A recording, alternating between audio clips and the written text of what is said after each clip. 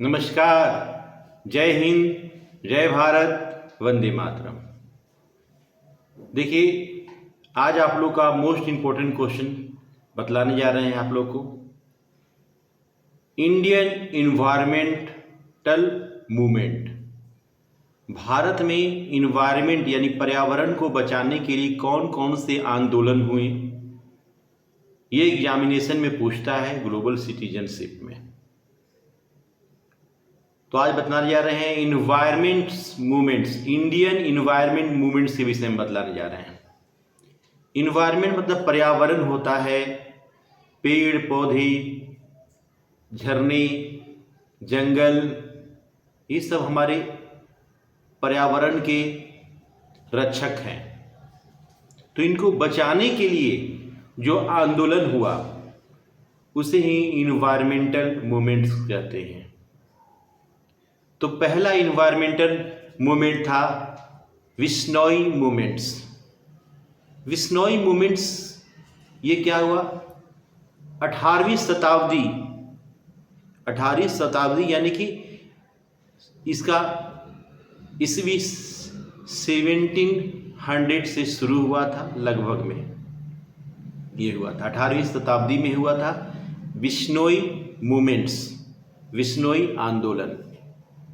ये आंदोलन क्या हुआ था ना, जंगलों, पेड़ों को बचाने के लिए ये आंदोलन शुरू किया गया था। इस आंदोलन का जो हेड थी, जो इस आंदोलन की जो प्रमुख थी, वो अमृता देवी नाम की एक महिला थी। अमृता देवी नाम की एक महिला थी। वह विश्नोई समाज, एक समाज होता है जैसे जाट समाज, राजपूत समाज, सिख समाज होता है, उसी तरह विश्नोई एक समाज है। वो समाज ने, उस समाज का लीडरशिप कर रही थी अमृता देवी। हुआ कहानी क्या है इसका समझिए, ध्यान से समझिए इसका कहानी क्या था। विश्नोई ये राजस्थान के मारवाड़ क्षेत्र में एक विश्नोई, एक खेत डली नामक एक गांव था जहां विश्नोई समाज रहते थे।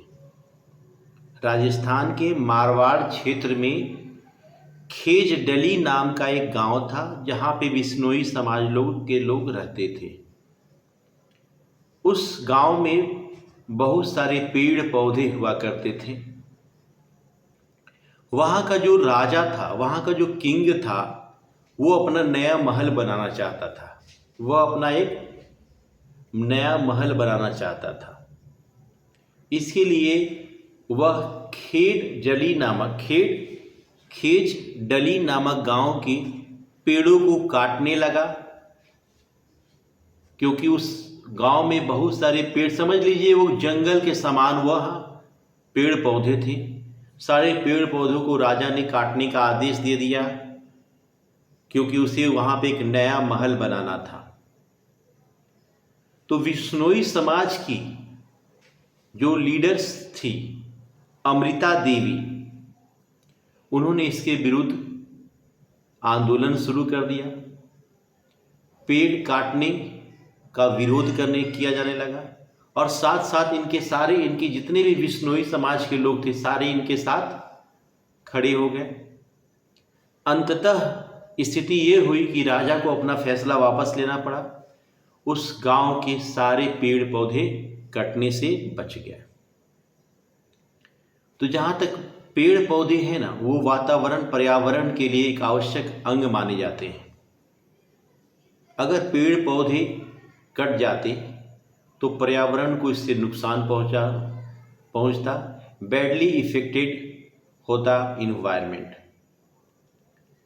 तो ये अमृता देवी ने, ये पहले जो आंदोलन, अमृता देवी जो विश्नोई समाज के रहने वाली थी, विश्नोई समाज द्वारा जो पेड़ पौधों को बचाने के लिए आंदोलन किया गया, उसे विश्नोई मूवमेंट्स कहते हैं, विश्नोई आंदोलन कहते हैं।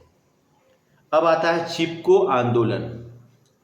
नेक्स्ट आता है चिपको आंदोलन। चिपको आंदोलन ये 1917 में शुरू हुआ था। चिपको आंदोलन, द चिपको मूवमेंट्स ये चिपको मीन उत्तराखंड, उत्तराखंड के वनों की सुरक्षा के लिए। उत्तराखंड में देखिए पहले वहाँ पे यातायात का साधन नहीं हुआ करता था, पेड़ पौधे हुआ, घने पेड़ पौधे हुआ करते थे, पहाड़ी इलाका उत्तराखंड। तो वहाँ पे सड़क निर्माण के लिए, भवन निर्माण के लिए वनों को काटा जाने लगा।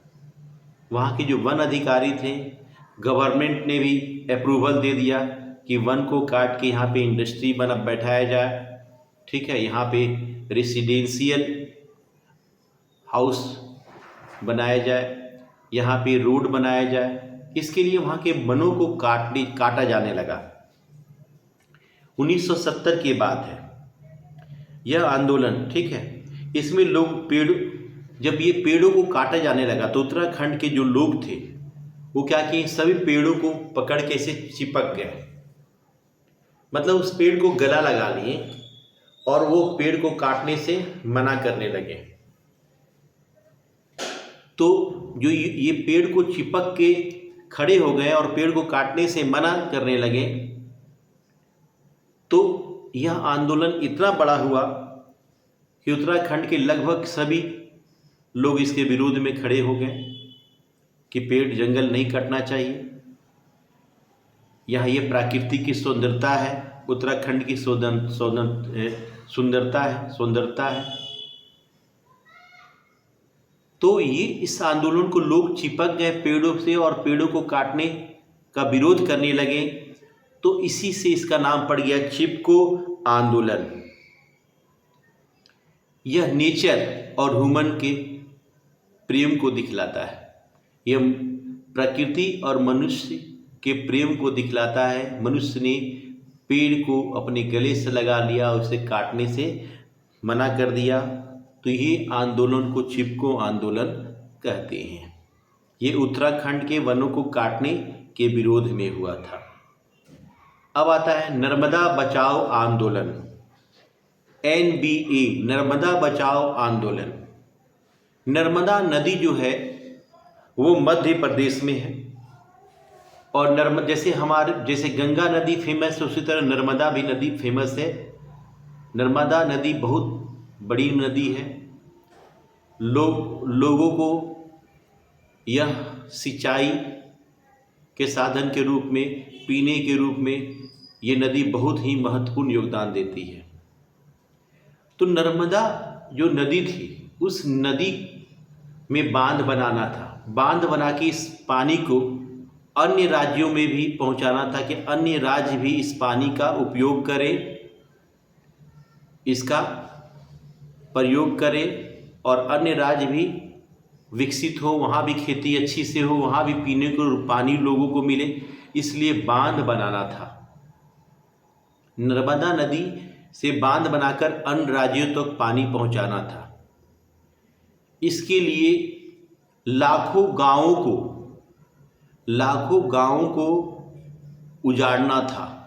बहुत सारे लोग विस्थापित हो जाते, मतलब वहाँ पे उनको छोड़ना पड़ता, गांव को छोड़ना पड़ता, क्योंकि नहर जब बनता है ना तो बहुत सारे लैंड एक्वायर किए जाते हैं और उसमें फिर नहर का काम बनता है।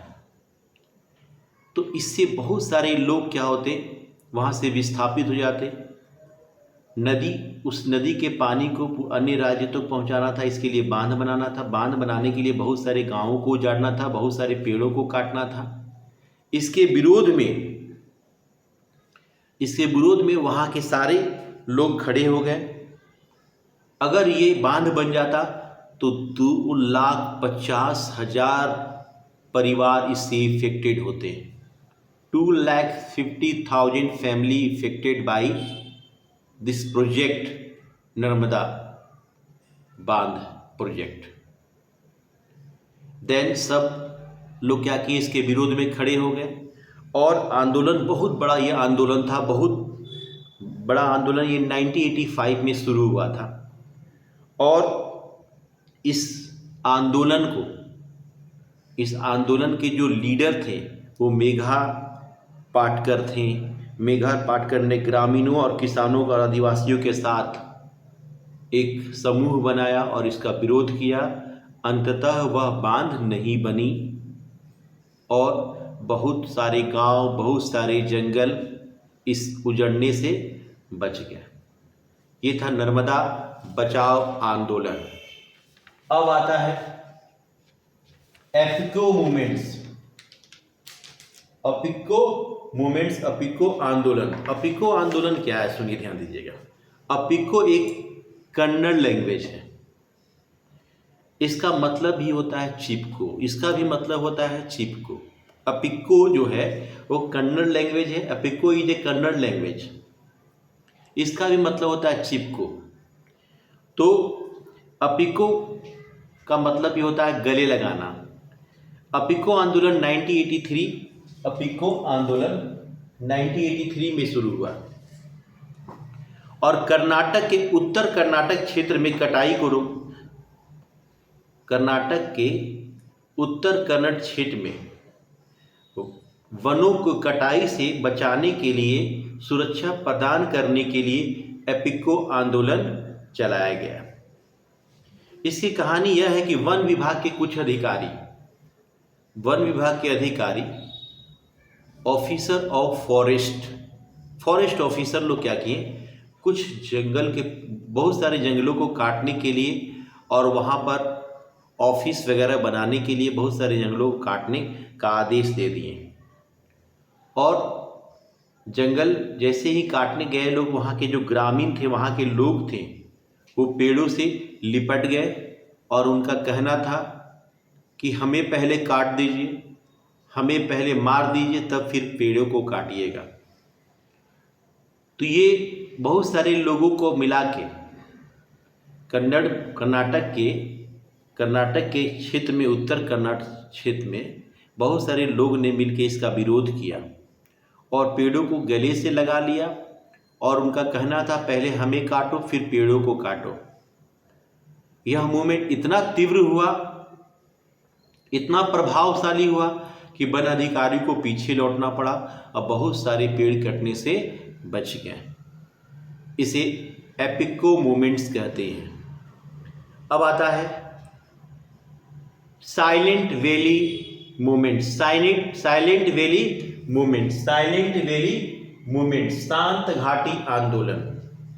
शांत घाटी आंदोलन। ये केरल की कहानी है। केरल में एक जंगल है, एक वन है जो बहुत सुंदर वन है और वो बहुत शांत वन है।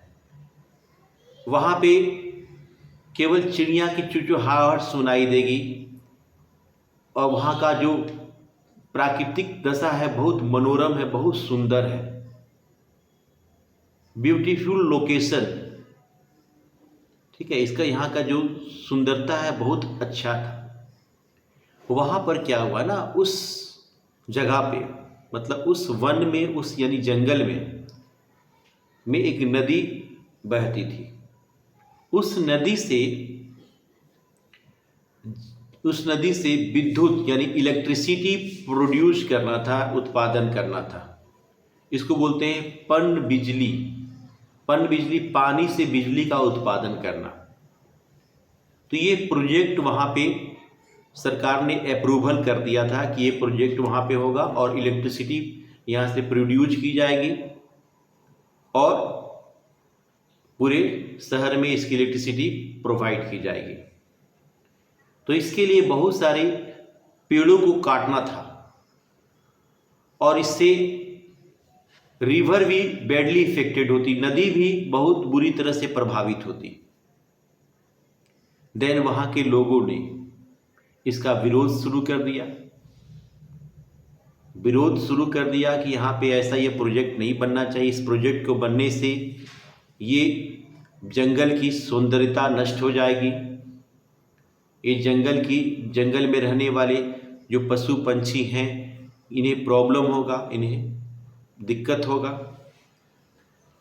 ये सारी बातों को लेकर, अच्छा, इसको क्या बोला, इसको बोला था silent valley movement. Silent valley movement क्यों बोला जाता है? क्योंकि ये जंगल का जो घाटी था ना, बहुत शांत था, बहुत शांत स्वभाव का, बड़ी सुंदर, बहुत अच्छा था। यहाँ पे कोई शोरगुल नहीं था।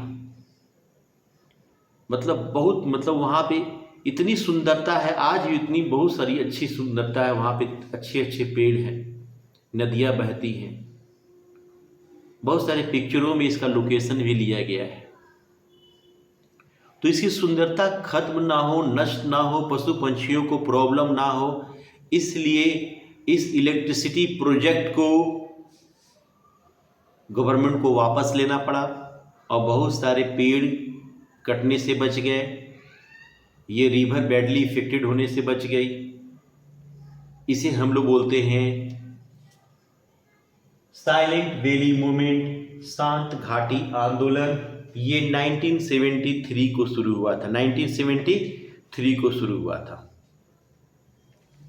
अब आता है Tehri dam conflict movements, Tehri dam conflict movements, Tehri बांध संघर्ष। ये भी बांध बनाना था, जो टिहरी नदी थी उस पर बांध बनाना था। तो बांध बनाने में जैसे कि बताए थे, नर्मदा बचाओ आंदोलन में भी बांध बनाना था।